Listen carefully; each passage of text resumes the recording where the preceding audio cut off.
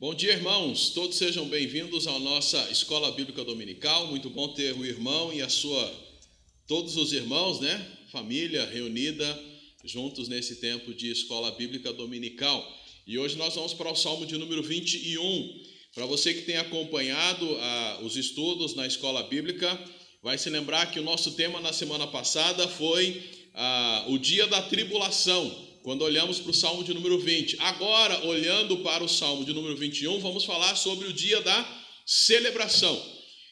O Salmo 20 e 21, eles formam um par, e aí então o que nós tivemos foi, no 20, o momento antes deles irem para uma possível guerra, e agora no 21, melhor dizendo, nós temos o pós-guerra. Antes eles oraram a Deus, pedindo a proteção ao rei, proteção ao exército, a vitória, e agora eles estão celebrando pela vitória. Quando nós terminamos o Salmo de número 20, nós terminamos em suspense. Por quê? Porque o momento da guerra ainda não tinha vindo, a vitória não tinha vindo, eles não sabiam ainda o que aconteceria, qual seria a resposta do Senhor. Mas quando a gente chega no Salmo 21, nós vemos então a alegria contagiante do rei e do seu exército. E nós, quando olhamos para esse salmo, podemos dividi-lo em 3 partes. E queremos sugerir isto aos irmãos. Versículos 1 até o versículo 7, o rei se alegra no Senhor. Então, versículo 1 até o versículo 7, o rei se alegra no Senhor. Lembra? O Salmo 20, quem começou a primeira parte do Salmo foi o povo orando pelo rei. Agora o rei começa a se alegrando no Senhor, mostrando toda a sua alegria no Senhor. Lá no Salmo 20, a segunda parte foi do rei, que falou da sua confiança no Senhor. Agora, na segunda parte do 21, que é dos versículos 8 até o versículo 12, é o povo declarando ou declara a vitória eterna do rei no Senhor. Então, a segunda parte, versículos 8 até o versículo 12 do Salmo 21, o povo declara a vitória eterna do rei no Senhor. E aí, a última parte, que é o versículo 13, nós temos o que entendemos ser uma exaltação conjunta ao Senhor, uma exaltação do Senhor que é feita pelo rei e pelo povo. Este é o Salmo de número 21. Depois daquele momento de tribulação, aquela suspensão, aquela espera para saber o que iria acontecer, nós temos agora um momento de celebração. Qual é a nossa oração? É para que todos nós também venhamos a obter do Senhor a resposta que glorificará o nome dele, como aprendemos na semana passada, e que de fato trará então grande alegria ao nosso coração. Antes de entrarmos no Salmo, vamos orar. Senhor Deus e Pai, obrigado por esta manhã. Obrigado porque o Senhor tem cuidado de cada um de nós, e mesmo que em alguns momentos nós estejamos aí em suspense, na espera pela resposta definitiva do Senhor, muito obrigado que o Senhor nesse tempo cuida de nós e que possamos reconhecer esse teu cuidado e celebrarmos ao Senhor em todo o tempo. E hoje, que ao estudarmos este salmo, possamos ser conduzidos pelo teu Santo Espírito a celebrarmos ao Senhor também em todo o tempo. Assim oramos em nome de Jesus. Amém. O salmo então começa com o rei se alegrando no Senhor. Veja aí na sua Bíblia, versículos de 1 até o 7. Ó Senhor, o rei se alegra em tua força e se regozija intensamente em tua salvação. Tu lhe concedeste o desejo do coração e não lhe negaste a petição dos lábios, pois tu lhe proporcionaste ricas bênçãos, puseste em sua cabeça uma coroa de ouro puro. Ele te pediu vida, e tu lhe deste longevidade para todos sempre. Grande é a sua glória pelo teu socorro. Tu o reveste de honra e majestade. Sim, tu o tornas abençoado para sempre. Tu o enches de alegria em tua presença. Pois o rei confia no Senhor, e pela bondade do Altíssimo permanecerá inabalável. percebem a maneira como Davi começa o salmo e observa que Davi fala dele mesmo na terceira pessoa. Alguns acreditam até que foi outra pessoa que escreveu o salmo em homenagem a Davi ou falando sobre Davi. Mas, ao que parece, é o próprio rei que usa desse estilo de escrever, falando de si mesmo na terceira pessoa. E ele diz que o rei se alegra, que o rei se regozija intensamente. Expressões claras de alguém que está muito, mas muito feliz pela resposta que o Senhor deu. E o que a gente imagina é que eles voltaram vitoriosos da guerra. Versículo 2: tu lhe concedeste o desejo do coração e não lhe negaste o pedido que foi feito pela sua boca, pelos seus lábios. Olhando para o capítulo 20, versículo 4, a gente percebe que esses versículos são paralelos. Versículo de número 4, o povo pedindo ao Senhor: conceda-te o desejo do teu coração e realize todos os teus planos. Percebe? E agora Davi está dizendo assim: Senhor, obrigado, porque o Senhor proporcionou ricas bênçãos, o Senhor concedeu aí o desejo que estava lá no meu coração, aquilo que eu pedi, o Senhor realmente respondeu, concedendo o quê? Ricas bênçãos e colocando sobre a minha cabeça, ou confirmando a minha coroação, colocando uma coroa de ouro puro. A ideia aqui é que o Senhor foi ao encontro de Davi e, digamos assim, honrou a sua posição de rei. E Davi não está feliz por causa da coroa de ouro, que talvez aí, segundo o livro de Samuel, teria um peso aí de mais ou menos 34 quilos de ouro. Davi estava feliz, não é pela essa quantidade de ouro na cabeça, mas ele estava feliz por quem deu a coroa aí. Se fosse uma coroa como aquela dos romanos, que era um galinho, digamos, aquelas coroas feitas de folhas, de uma determinada árvore, Davi estaria feliz do mesmo jeito, porque a questão é o fato dele ter sido honrado, e honrado não por qualquer pessoa, mas honrado pelo Senhor. E ele continua dizendo que ele pediu vida ao Senhor, e o Senhor concedeu a ele longevidade para todo o sempre. O que nós temos aqui é o uso do que a gente chama de uma hipérbole, isto é, um exagero. Davi não viveu eternamente, não está vivo andando por aí, ele morreu, mas era uma maneira de se dirigir ao rei, ou de falar sobre o rei, era uma hipérbole. Abra aí a sua Bíblia em Daniel capítulo 2, Daniel capítulo 2, um pouco aí à frente, Daniel capítulo 2, versículo 4, quando alguns astrólogos vão falar com Nabucodonosor. Olha só como eles se dirigem ao rei. Daniel 2:4. Os astrólogos disseram ao rei em aramaico: ó rei, vive para sempre, ou vive eternamente. O rei Nabucodonosor também morreu, mas era uma forma de se dirigir ao rei, como que desejando longa vida a ele. Outra ideia é que o que ele estava dizendo é: o Senhor, eu te pedi vida e o Senhor concedeu-me longevidade para sempre. A ideia da dinastia, a ideia da continuidade dos seus descendentes assumindo o trono.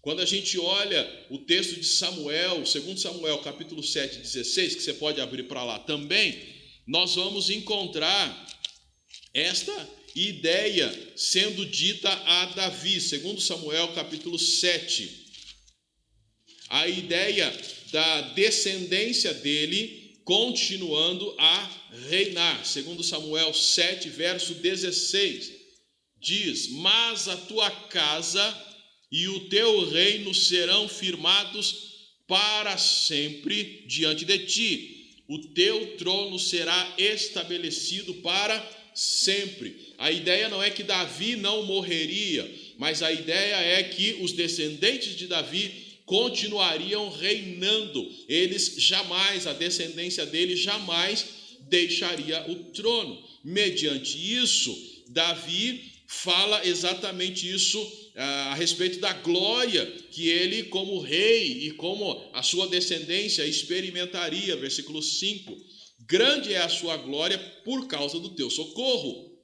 Tu o revestes de honra e majestade, sim, o tornas abençoado para sempre. Tu o enches de alegria em tua presença. E aí ele termina dizendo: olha, o rei confia no Senhor e pela bondade do Altíssimo permanecerá inabalável. Davi fala assim: sendo abençoado como eu fui e como estou sendo, a minha glória vai crescer, cada vez mais eu terei glória, os reinos ao redor verão isso. Mas quando Davi está falando a respeito disso, na verdade, ele não está falando somente dele. Era algo que dizia respeito e se cumpriu por completo em Cristo. E a gente vê isso lá no Evangelho de João, capítulo 13. Vai lá para o Novo Testamento, Evangelho de João, capítulo 13, versos 31 e 32. João 13, Evangelho de João, capítulo 13, versos 31 e 32. O próprio Senhor Jesus está falando aí, e ele diz, João 13, 31 e 32. Depois que ele saiu, Jesus disse: agora o Filho do Homem é glorificado e Deus é glorificado nele. E se Deus é glorificado nele, também Deus o glorificará em si mesmo e logo o glorificará. Observe quantas vezes aparece a expressão glorificado, glorificará, glorificado. Depois que ele saiu, quem saiu aí foi Judas. Se você ler o contexto, você vai descobrir que é o momento que Judas, que é aquele momento da ceia, aquele momento em que Jesus lava os pés dos discípulos. E aí então é perguntado, Jesus fala que alguém entre eles ali iria traí-lo. E aí fica aquela conversa, quem é que será? E aí Jesus fala, aquele a quem eu der o pedaço de pão molhado no molho, né, mergulhado no molho, a quem eu entregar, esse é o traidor. E ele entrega então para Judas. Ninguém entende nada e Judas sai. Então esse que sai é Judas. Aonde ele foi? Ele foi conversar com as autoridades para vender Jesus, entregar Jesus. E ele recebe então lá aquelas moedas. E aí enquanto ele sai, quando ele sai, Jesus fala sobre isso. Eu vou ser glorificado, o Filho do Homem, né? Jesus falando dele mesmo como sendo o Filho do Homem, é glorificado. E Deus é glorificado nele. E se Deus é glorificado nele, também Deus o glorificará em si mesmo, e logo o glorificará. Quem é que realmente é grande em glória, ou a sua glória é realmente grande? Davi, sim, foi em certa medida, mas quem é de fato glorificado, é grande em glória, é Jesus. O que nós temos então na primeira parte do Salmo 21, é Davi celebrando a vitória que ele recebeu do Senhor. E a vitória foi tão grande que ele celebra a Deus com todas as suas forças, mas o que a gente percebe é que algo, digamos assim, que às vezes passa despercebido no texto, é o que realmente tem valor.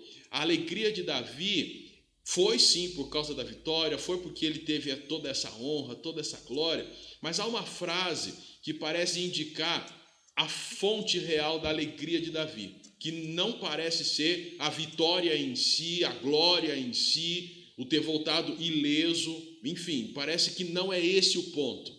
Olha aí o versículo 6, o final do versículo 6 do Salmo 21. E ele diz: tu, finalzinho, tu enches de alegria em tua presença. Se ele estivesse falando na primeira pessoa, ele diria: tu me enches de alegria em tua presença. Parece que a grande alegria de Davi, a celebração dele, tinha a ver sim com a vitória que ele alcançou. Mas o principal era a presença do Senhor na vida dele. A coroa foi legal? Foi muito legal. A vitória foi legal? Foi muito legal. Porém, o que realmente enchia Davi de alegria era estar na presença do Senhor, é ter o Senhor presente na vida dele. Gente, aí nós aprendemos algo muito, mas muito importante. Às vezes a nossa expectativa é pela resolução de algumas situações que nós estamos vivendo, algumas guerras que nós estamos vivendo. A gente quer sair vitorioso. E é tão interessante neste mundo, pessoas que lutam para conseguir alguma coisa, e depois que consegue não tem graça nenhuma. Conseguiu, e aí? Né? Voltei vitorioso. E daí? Parece que aquela grande expectativa, toda aquela espera, aquela esperança colocada para ver aquela... Parece que todo aquele esforço para ver a resolução, parece que abriu um buraco ainda maior. Você já conseguiu o que queria, mas o vazio continua ali.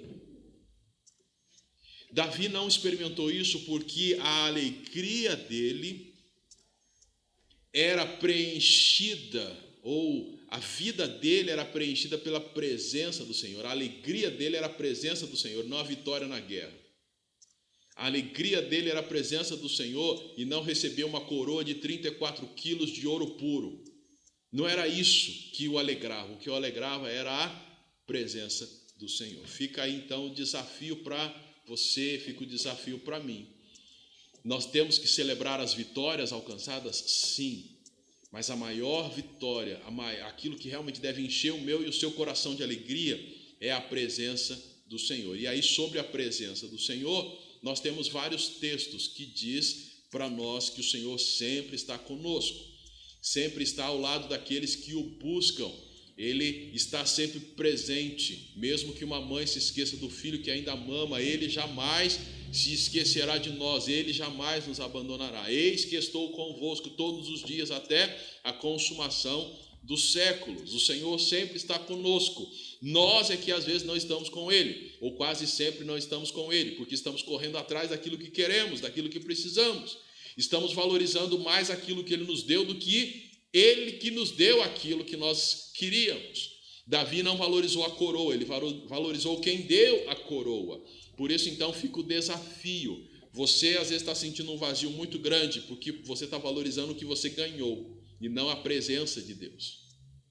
A presença de Deus é o que realmente vale a pena, é o que realmente faz a diferença na nossa vida. Então, essa frase do final do versículo 6, ela é para nós crucial. E o 7 também. O rei confia no Senhor. E pela bondade do Altíssimo, ele permanece inabalável. Quer dizer, a presença do Senhor é que faz toda a diferença. Eu confio no Senhor. A minha alegria não é por causa do resultado. A minha alegria é por causa do Senhor. Lembra do Abacuque, final de Abacuque? Ainda que, né? Acho tão bonito aquele final de Abacuque, onde ele usa essa expressão, ainda que a figueira não floresça. Né? Vamos para lá? Vai lá em Abacuque. Eu nem me lembro, eu acho que é Abacuque capítulo 3. Vamos fazer o desafio de achar Abacuque antes de... Vamos ver se ajuda antes de Sofonias. Ajudou alguma coisa? Depois de Naum. Né? Então está aí entre Naum e Sofonias. Mas você tem o índice aí na sua Bíblia no início. Olha aí o índice na sua Bíblia e você vai achar Abacuque, o finalzinho de Abacuque, que é o capítulo 3, a partir do versículo 17. Abacuque 3, 17. E ele fala exatamente isso que nós vimos em Davi. A questão não é a conquista em si, a questão é o Senhor. Mesmo que as coisas não deem certo, o Senhor continua sendo a alegria dele. E o profeta Abacuque fala exatamente isso. Verso 17, acho que já deu tempo de você achar, do capítulo 3 de Abacuque. Abacuque 3, 17. Ainda que a figueira não floresça, nem haja fruto nas videiras, ainda que o produto da oliveira falhe, e os campos não produzam mantimento, ainda que o rebanho seja exterminado do estábulo, e não haja gado nos currais, mesmo assim, eu me alegrarei no Senhor, exultarei no Deus da minha salvação. Olha só, não deu nada certo. Não deu nada certo no campo, não deu nada certo no curral. Estava faltando tudo, estava tudo fora de lugar. Ainda assim, ou mesmo assim, me alegrarei no Senhor, exultarei no Deus da minha salvação. O Senhor Deus é a minha força Ele fará os meus pés como os da corça e me fará andar sobre os meus lugares altos. É isso que o Senhor faz e é isso que experimenta quem confia no Senhor e não nos resultados. Quem vive esperando resultados vai viver frustrado. Quem vive achando que conquistar alguma coisa, que o dia que o meu marido melhorar, o dia que o meu filho melhorar, minha esposa melhorar, o dia que eu conseguir aumento, olha, você vai ser alguém extremamente frustrado, porque vai chegar essas coisas e você vai perceber que o vazio continua lá, porque esse vazio que nós temos, esse desejo de preenchimento, de real alegria, é só o Senhor e não coisas que você possa conseguir. Então, nossa sugestão é: não espere que as coisas que você está querendo preencha a alegria no seu coração. Cristo faz isso. Tá? Então, Davi, no Salmo 21, e voltando para lá, a gente percebe isso. Tu me enches de alegria em tua presença. Fica o desafio para que você e eu, nós possamos, na presença do Senhor, nos alegrarmos por completo, de tal maneira que, se der certo aquilo que eu espero, bem. Se não der, está tudo ótimo também, porque o Senhor me supre em todas as coisas. O Salmo continua a partir do verso 8, o povo declara a vitória eterna do reino do Senhor, e eles dizem assim, versículo 8 do Salmo 21, tua mão alcançará todos os teus inimigos, tua destra alcançará, outras versões diz, apanhará todos os que te odeiam. Quando te manifestares, farás deles uma fornalha ardente. O Senhor os destruirá na sua indignação, e o fogo os devorará. Tu eliminarás da terra a posteridade deles, e sua descendência dentre os filhos dos homens. Ainda que intentem o mal contra ti e tramem perversidades, não serão bem-sucedidos, porque tu os farás fugir quando apontares teu arco contra o rosto deles. Eles estão agora falando que Davi, o povo está orando e celebrando, uma oração de celebração, dizendo: você vai, Davi, como rei, nosso Senhor, você vai alcançar, vai apanhar, vai destruir, vai eliminar todos os teus inimigos, você vai ser aí para eles como uma flecha ardente, como um fogo que vai queimá-los. A tua flecha vai estar lá apontada, o teu arco vai estar apontado para a cabeça deles, não vai sobrar absolutamente nada. O povo está celebrando esse momento de festa, talvez relembrando até alguns eventos que aconteceram lá na batalha. Poxa, a gente lembra lá, o Davi foi lá e fez isso, a gente fez aquilo, a gente destruiu, não tem mais descendência deles, todos os homens foram destruídos, eles acabaram fugindo. Tudo isso num momento de celebração, afinal de contas, esse é o dia da celebração, grande vitória. Só que tudo isso que está sendo dito aqui, como já falamos, é muito para um ser humano. Assim como Davi não viveu eternamente, quando falou sobre a longevidade de vida, aqui fica claro também que ele não é esse que vai destruir tudo, que vai acabar com tudo, com todo mundo que apareceu pela frente. Quando eles disseram isso aqui, estavam apontando para outra pessoa, e você já deve estar aí ligado que eles estavam apontando, ou esse texto aponta para aquilo que Cristo irá fazer, ou está fazendo. Abre a sua Bíblia no Novo Testamento, segunda carta de Paulo aos Tessalonicenses, 2 Tessalonicenses, capítulo 1. 2 Tessalonicenses, capítulo 1, versos de 7 a 9. Tudo aquilo que foi falado aí sobre Davi, o povo falando sobre ele, na verdade se aplica por completo a Cristo. 2 Tessalonicenses, capítulo 1, verso 7 diz: e para vós que sois atribulados, vos dê alívio, bem como a nós. E aí começa aonde nós queremos enfatizar. Quando o Senhor Jesus se revelar do céu com seus anjos poderosos em chama de fogo, punindo os que não conhecem a Deus E os que não obedecem ao evangelho de nosso Senhor Jesus, estes sofrerão como castigo a perdição eterna, longe da presença do Senhor e da glória do seu poder. Conseguiu perceber? Davi, o povo falou que você apanhe, alcance os seus inimigos, que você destrua, que o Senhor elimine a eles. Mas aqui a gente está vendo isso sendo cumprido por completo em quem? Em Jesus. Porque aqui Paulo está contando aos irmãos que haverá um dia em que o Senhor Jesus vai se revelar do céu. E ele virá com os seus anjos poderosos em chama de fogo, isto é, em ira. E ele vai fazer o que na sua ira? Vai punir os que não conhecem a Deus. E quem não conhece a Deus se constitui inimigo de Deus. É a ideia que ele está passando aqui. Ele vai punir os que não conhecem a Deus e os que não obedecem ao evangelho de nosso Senhor Jesus. Quem não conhece o evangelho do Senhor Jesus são aqueles que não se submetem ao senhorio de Cristo.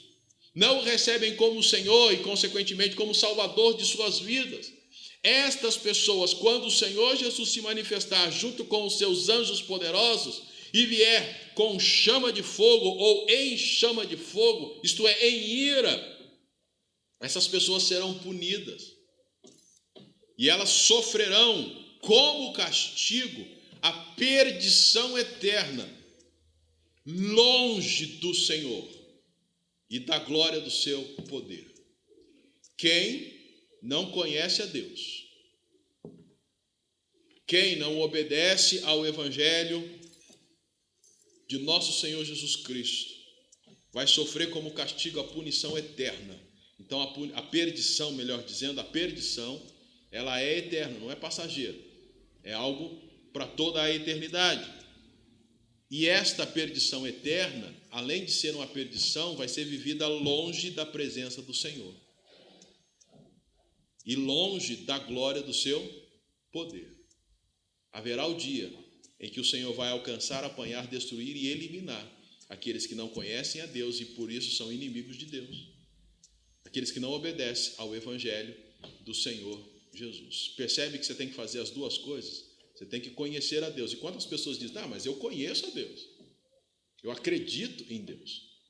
Mas percebe que tem que acreditar nele, conhecê-lo e obedecer ao evangelho de nosso Senhor Jesus Cristo. Isso é, receber a Jesus como Senhor da tua vida, como seu dono. Dedicar somente a ele a sua adoração. Dedicar a sua vida por completo a ele. E não fazer como muitos têm feito. Dizem que seguem a Jesus, mas ao mesmo tempo seguem outras coisas. Inclusive os desejos pessoais da sua carne. Querem o seu prazer e não querem encontrar prazer no Senhor. Dizem que o Senhor Jesus é o Senhor da sua vida, mas eles buscam prazer no mundo. Então você não está seguindo o evangelho de nosso Senhor Jesus Cristo e como consequência vai sofrer o castigo. Qual é esse castigo? A perdição eterna. Perdido, sem salvação por toda a eternidade. E isso longe da presença do Senhor. O Senhor está no céu. Se é longe dele, não vai estar no céu. Se você vai estar longe dele, você não vai estar no céu porque ele está no céu. E se não vai estar no céu, qual é a outra alternativa na eternidade? Segundo a Bíblia, a outra alternativa na eternidade é o inferno. E o inferno, o demônio e os seus anjos serão lançados no lago de fogo e enxofre para sofrimento eterno. O livro de Apocalipse fala sobre isso. Então, de acordo com as Escrituras, quem cumpre o que o Salmo 21 está falando, quem cumpre por completo, é o Senhor Jesus, que um dia virá com os seus anjos poderosos em chama de fogo, isto é, em ira. E aí então, quando ele vier, ele vai punir aqueles que não conhecem a Deus e não obedecem ao evangelho do Senhor Jesus. E sofrerão como castigo a perdição eterna, longe da presença do Senhor e da glória do seu poder. É por isso que nós incentivamos a você a reconhecer e aceitar e receber Jesus como Senhor da tua vida, a entregar a sua vida para Ele, tê-lo como Salvador da sua vida. Por quê? Porque o homem está separado de Deus. Todos pecaram e separados estão da glória de Deus, diz o texto de Romanos, lá no capítulo 3. Por que isso aconteceu? Porque lá no início, o nosso representante, Adão, ele desobedeceu a Deus. Deus falou para não comerem do fruto que estava lá no meio do jardim. Eles desobedeceram a Deus. E ao desobedecerem a Deus, eles foram separados de Deus. E aí então a única maneira de trazer o homem de volta a Deus, de religar o homem a Deus, é Jesus. E aí então Deus manda Jesus. E Jesus vem para viver neste mundo, para morrer neste mundo, porque o salário do pecado é a morte. Alguém tinha que morrer.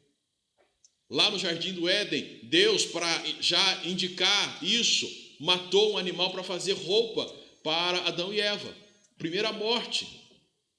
Porque houve pecado. Se há pecado, tem que haver morte. O sistema sacrificial do Antigo Testamento tinha morte, tinha sangue derramado. Jesus vem então para morrer, porque se ele não morresse, animais teriam que morrer no nosso lugar para a gente não morrer. Então Jesus vem, cessa-se o sacrifício de animais, Jesus morre e é ressuscitado para que nós tenhamos a salvação. Mas aqueles que rejeitam a Jesus, não querem a salvação de Jesus, eles estão, às vezes, dizendo até que conhecem a Deus. Mas uma coisa só não vai dar certo. Você precisa conhecer a Deus e precisa obedecer ao Evangelho do nosso Senhor Jesus Cristo. Se você não faz isso, você experimenta isso que nós já lemos e já repetimos algumas vezes aqui. Perdição eterna, longe do Senhor. E com certeza, nós imaginamos que você não quer isso para a sua vida, Deus não quer isso para a sua vida.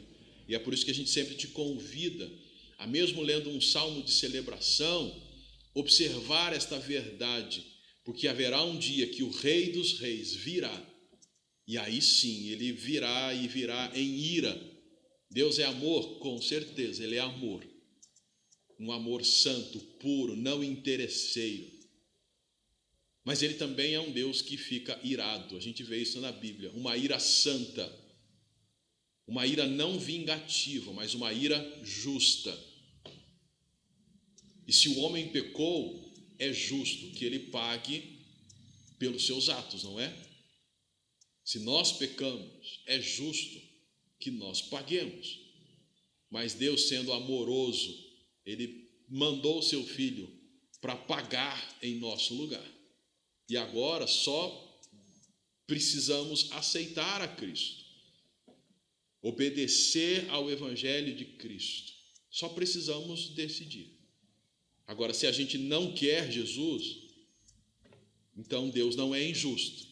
Quando ele vier, quando ele vir e castigar, dando a perdição eterna longe do Senhor, para todo sempre, longe da sua glória e do seu poder.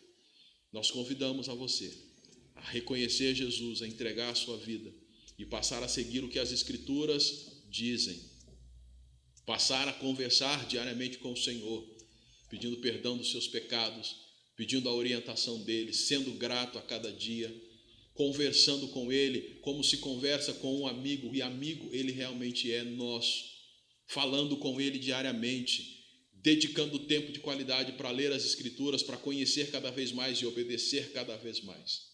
Porque ele é esse rei que apanha, que alcança, que destrói, mas ele é o rei, acima de tudo, que salva. Ele veio para que nós pudéssemos ter vida e vida em abundância. Só que ele não força ninguém, ele convida a todos. E nós replicamos esse convite e oramos para que você possa aceitar a Jesus como seu Salvador. Quando ele vai vir? João usa a ideia de que ele virá. Lá em João capítulo 14, diz que ele foi preparar lugar e quando tudo estiver pronto ele voltará. E a figura que é usada ali é a figura do noivo. cultura daquela época, o noivo era aquele que ia na casa da moça e conversava com o pai dela e dizia: olha, eu quero casar com a sua filha. E se o pai então permitisse o casamento, o noivo ia embora, ficava então já certo o noivado, já estava tudo compromissado, e ele ia embora para arrumar as coisas. Ele tinha que arrumar todas as coisas referentes ao casamento, a preparar a casa para receber a noiva. E aí então a ideia é que mais ou menos, daqui um tempo, daqui um ano eu volto. Esse mais ou menos daqui um ano a moça tinha que estar pronta também, porque ele poderia aparecer a qualquer momento. E a ideia então que João usa lá em João 14 é essa ideia do casamento. Jesus é o noivo, a igreja é a noiva. Quando que ele vai vir? Temos que estar prontos, porque não sabemos o dia e nem a hora exata. Ele é como aquele noivo daqueles dias, ele mais ou menos tinha uma noção, mas o dia certinho e a hora não sabia, então ela tinha que ficar pronta. A igreja tem que estar pronta, eu e você temos que estar prontos. Eu tenho que aceitar Cristo agora, não posso deixar para amanhã, porque eu não sei o que será da minha vida amanhã, você não sabe, nós não sabemos. Então você poderá amanhã estar com Cristo, sendo por meio da sua morte ou sendo porque ele já veio. A ideia é, você precisa estar preparado. Uma canção que cantávamos: amanhã pode ser muito tarde, você tem que aceitar Cristo hoje. Hoje Cristo te quer libertar. Não deixe nada para amanhã. Então resolva hoje a sua vida com Cristo, entregue a sua vida a Ele. E olhando para Tessalonicenses, essa ideia do rei que virá em chama, isso alerta a igreja também para uma responsabilidade que nós temos, que é de evangelizar. A igreja tem vivido muito bem com o Senhor, tem desfrutado da graça. Nós temos a Bíblia em nossas mãos, a gente pode orar, a gente tem liberdade de culto, mas a gente tem liberdade para pregar também. E conversando com algumas pessoas há um tempo atrás, a gente falava sobre o risco do Brasil, e falamos isso aqui em algumas transmissões também, do risco do Brasil ser adotado no Brasil um tipo de regime totalitário, em que a liberdade religiosa fosse então cerceada. E aí eu comecei a brincar, eu falei assim: mas olha, se a gente não puder ler Bíblia, de cada 10 cristãos, quantos leem Bíblia com regularidade? Vai fazer diferença em quê? Se a maioria não lê Bíblia, então não faz diferença. A maioria fica aí: hoje eu não estou com vontade de ir lá no prédio onde a igreja se reúne, eu vou ficar em casa, ou vou fazer um passeio. Se for impedido de nos reunirmos, agora não, né? Mas se for impedido de nos reunirmos, para muitos não vai fazer diferença nenhuma. Vai ser proibido orar. A gente ora de verdade. Na verdade, a gente socorre a Deus quando precisa de alguma coisa. Socorre para Deus quando, pelo amor de Deus, resolve. Mas a gente não tem vida de oração. Vai ser proibido evangelizar. Qual a diferença? Para muitos de nós, a gente não fala de Jesus para quase ninguém. A gente curte muito ser cristão, mas proclamar o evangelho tem sido raro. E aí fica para nós, num salmo de celebração, um puxão de orelha, né? Para a gente acordar, porque Cristo vai vir em chamas, ele vai vir bravo, vai vir irado, e aqueles que não conhecem a Cristo e não obedecem ao evangelho vão sofrer a punição, a perdição eterna, e vão ficar longe do Senhor para sempre. E muitos deles poderiam ter ouvido o evangelho da minha boca e da sua boca. Então, acordemos para a vida e preguemos o evangelho a tempo e fora de tempo, como Paulo falou para Timóteo: prega a palavra a tempo e fora de tempo, insista, como o Senhor Jesus falou em uma das suas parábolas, se eu não estou enganado: forçai-os a entrar, fala mesmo. Agora a gente tem tido a oportunidade de mandar o link das mensagens para as pessoas, enviar folheto virtual, gravar um áudio falando para a pessoa a respeito daquilo que Jesus tem feito na nossa vida. E talvez você ouviu esses desafios e não fez absolutamente nada. E a gente está correndo atrás de palavras poderosas, estamos correndo atrás de coisas que aqueçam o nosso coração, enquanto tem gente que está rumando para ficar quentinho eternamente no inferno.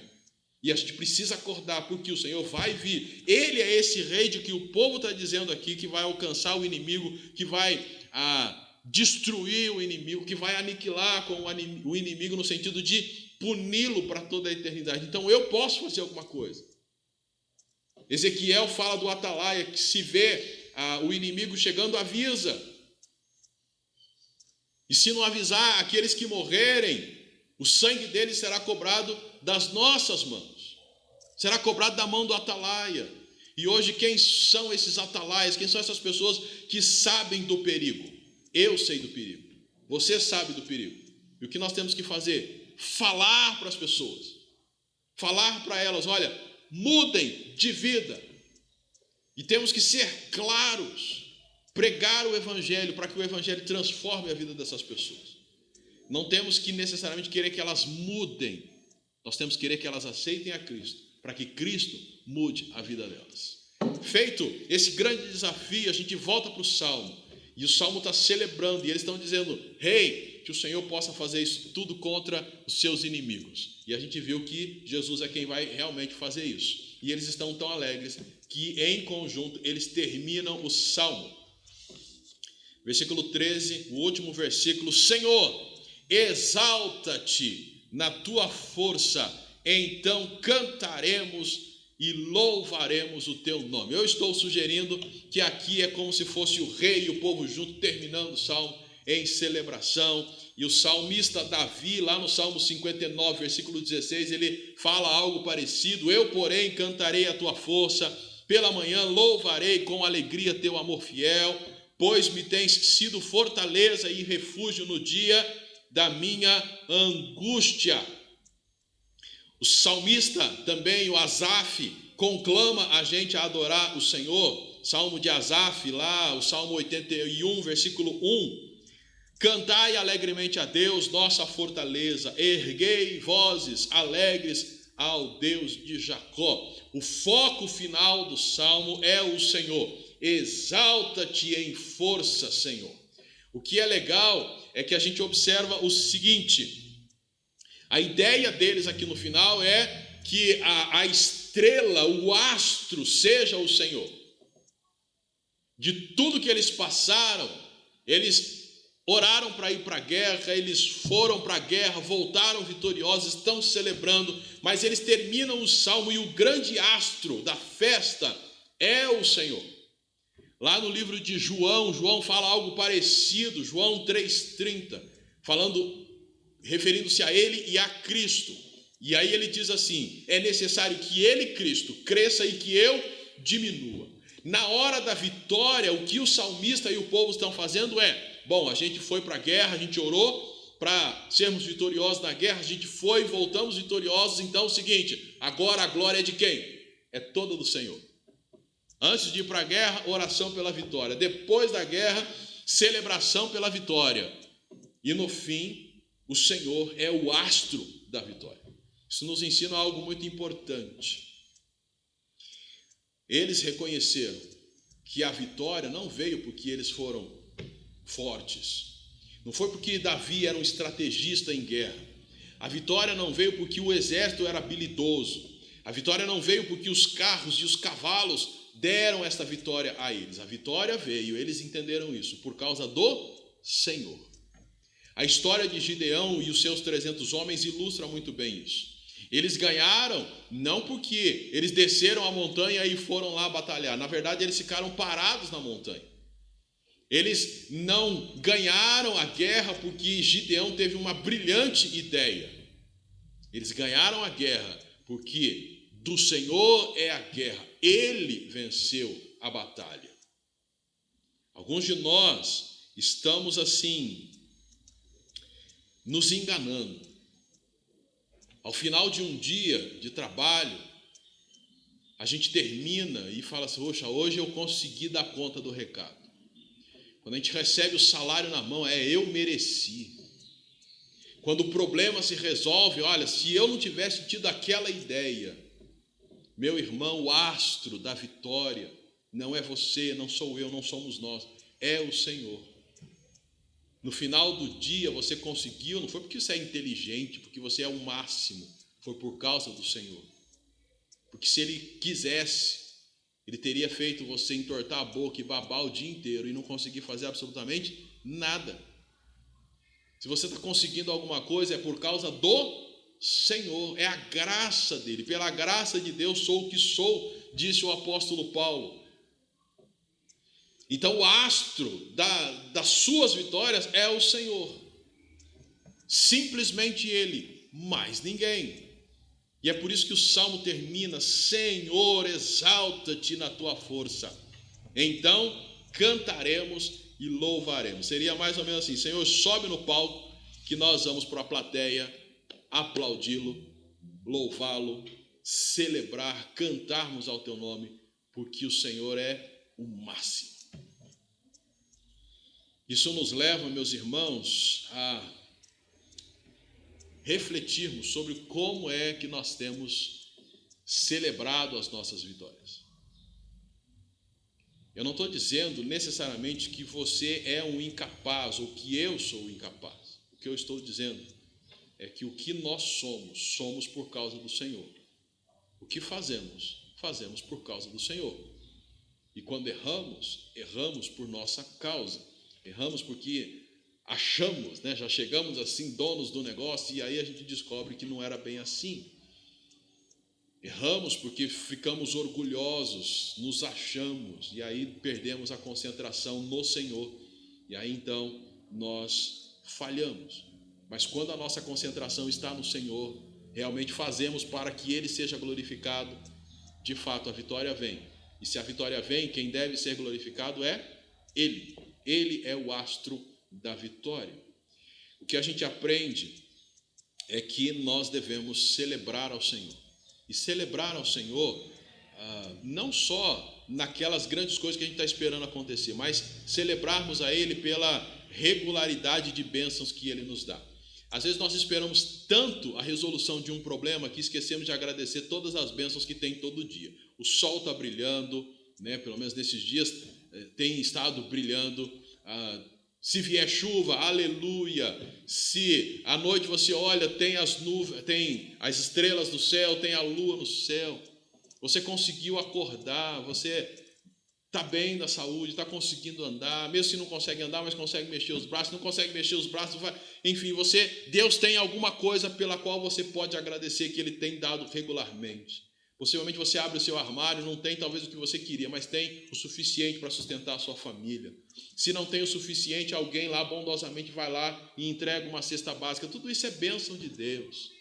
E às vezes nós deixamos de agradecer essas coisas para ficar reclamando de uma coisinha que a gente quer ver a solução. E como já falamos, às vezes a solução vem e a gente descobre, e aí, né? Fica o vazio do mesmo jeito. Então nós precisamos agradecer a Deus por todas as coisas e não só por aquela que nós estamos esperando. Ele nos dá bem além do que pedimos ou pensamos. E Ele faz isso conforme o seu poder que opera em nós. Então a Ele toda a glória, toda a adoração. Adore ao Senhor, celebre ao Senhor. E que hoje na sua vida seja um dia de enorme celebração para a honra e glória do nosso Deus. Vamos orar?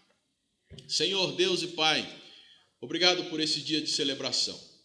E obrigado porque em meio à celebração, como foi lá na inauguração do templo, a gente vê isso lá no livro de Crônicas, Reis, houve também um alertar do Senhor ao povo, um chamar a atenção do Senhor para que o povo se dobrasse de fato diante do Senhor.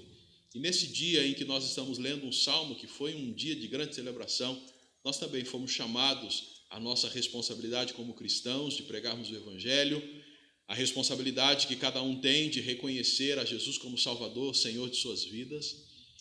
Oramos para que cada um, nesse tempo de celebração do Salmo, possa, de fato, reconhecer as suas responsabilidades e se curvar diante do Senhor, cumprindo-as para a glória do Teu nome. Que possamos, como o salmista fez, o povo fez, reconhecer que o Senhor é o astro de toda a nossa vitória. Não há ninguém, nada que possa substituir o Senhor. O Senhor é o grande Deus. Por isso nós celebramos ao Senhor e agradecemos por este ensino e por esta palavra. Em nome de Jesus. Amém. Que Deus abençoe a cada um dos irmãos, a cada família, e convidamos todos a estarmos juntos à noite, quando continuaremos a estudar o livro de Levítico. Que Deus abençoe e dê um domingo abençoado a todos, em nome do Senhor Jesus. Fiquem na paz do Senhor.